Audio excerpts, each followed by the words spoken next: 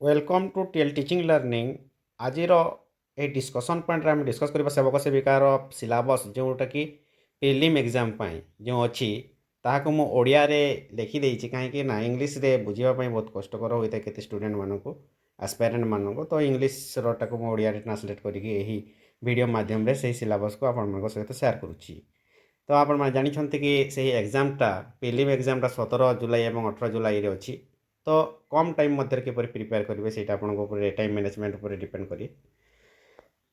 ତ ପେପର୍ 1ର ବିଷୟରେ ଏହି ଭିଡ଼ିଓରେ କେବଳ ହିଁ ଡିସ୍କସ୍ କରାଯାଇଛି। ପେପର୍ 2 ବିଷୟରେ ଭିଡ଼ିଓଟି ଜଲ୍ଦି ଆସିବ।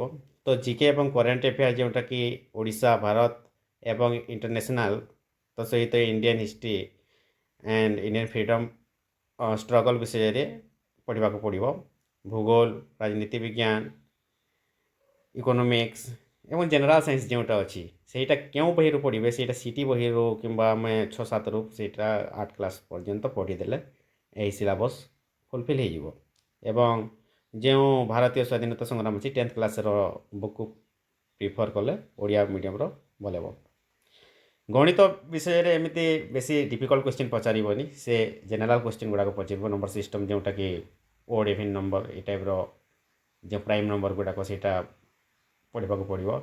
ଏସିଏଫ୍, ଏଲସିଏମ୍, ଲସାଗୁ ଗସାଗୁ, ବର୍ଗ ବର୍ଗମୂଳ, ଘନ ଘନମୂଳ, ଏଇଟା 8 କ୍ଲାସ୍ ପର୍ଯ୍ୟନ୍ତ ଜେନେରାଲ୍ ଯଦି ଆପଣମାନେ ପଢ଼ିଦେବେ ତ କ୍ଲିଅର୍ ହୋଇଯିବ।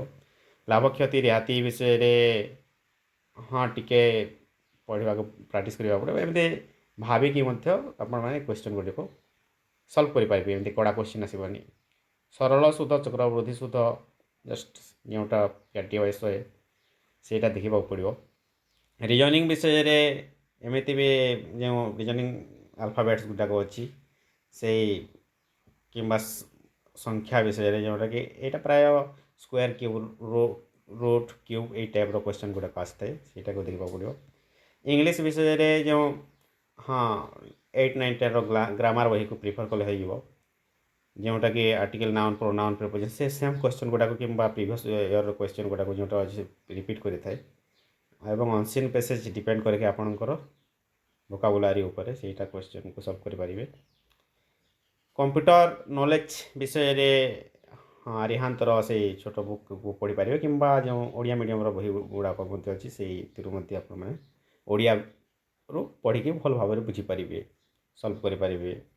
କମ୍ କମ୍ ପଢ଼ିବାକୁ ପଡ଼ିବ, ବେଶୀ ପଢ଼ିବାକୁ ପଡ଼ିବନି, ବେଶୀ ଭିତରକୁ ଯିବାକୁ ପଡ଼ିବନି, କାହିଁକିନା ସବୁ ସିଲାବସ୍କୁ ୱିଦିନ୍ କମ୍ ଦିନ ଭିତରେ ପୁରା କରିବାର ଅଛି।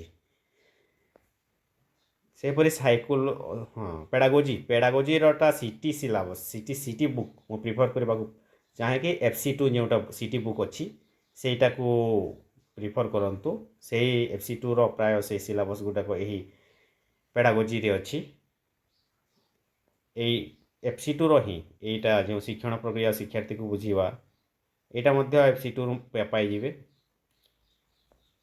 ଅନ୍ତର୍ନିବେଶୀ ଶିକ୍ଷା ଧାରଣା CWSN ଯେଉଁଟାକି ଚିଲଡ୍ରେନ୍ ୱିଥ୍ ସ୍ପେଶିଆଲ୍ ନିଡ଼୍ସ, ଏଇଟା ଫୁଲ୍ ଫର୍ମ ବି ପଚାରି ଦିଏ। ଏଇଟା ପ୍ରାୟ ମୁଁ ସେହି FC2ର ବୁକ୍ର ସବୁ ଛୋଟ ଛୋଟ ପଏଣ୍ଟ କରିକି ମୋ ୟୁଟ୍ୟୁବ୍ ଚ୍ୟାନେଲ୍ରେ ସବୁ ଗୁଡ଼ାକ ଅପଲୋଡ଼ କରିଦେଇଛି।